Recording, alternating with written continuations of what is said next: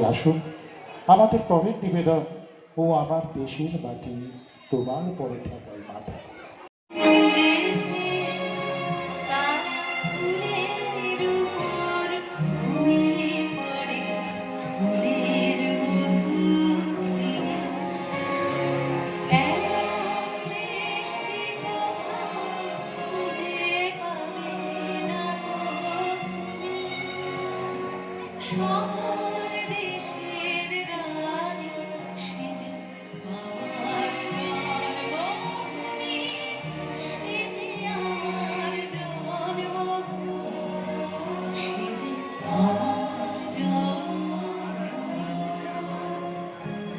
আমরা যখন জন্মাই তখনও এই দেশেই আমরা মাথাটা রাখি, আর যখন চলে যাই তখন এই দেশেই আমরা যে সমস্ত নৃত্যগুলো দেখব, বাঙালির হৃদয় এই সঙ্গীতগুলো সব সময় বিচরণ করে। সেই সঙ্গীতগুলো থেকেই কয়েকটা সঙ্গীতকে বেছে নিয়ে আমরা আজকে নৃত্যের আসলে, ঠিক আছে, ছোট্ট ছোট্ট করে সবাই শুনতে। আচ্ছা,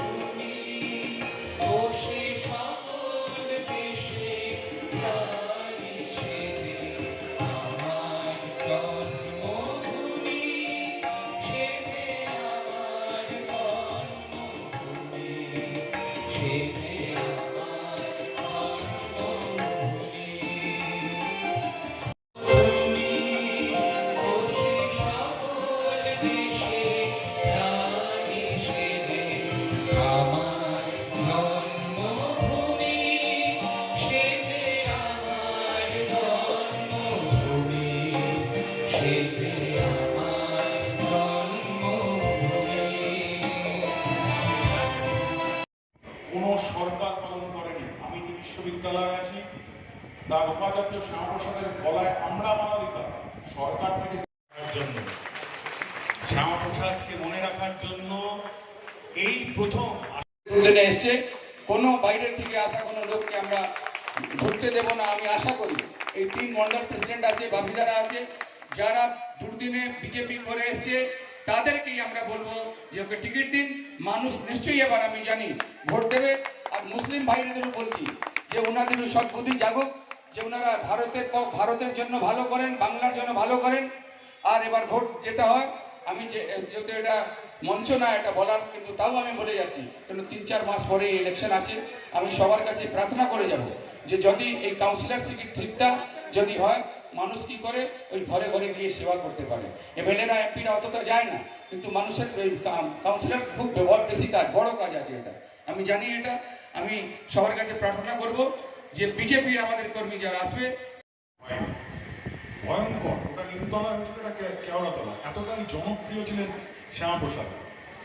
সেই জওহরলাল নেহরু এবং শেখ আবদুল্লাহ, তাকে শ্রীনগরের একটা জায়গায় কুঠুরির মধ্যে বন্দি করা হলো। 4 ডিগ্রি ঠান্ডা, কম্বল দিল না।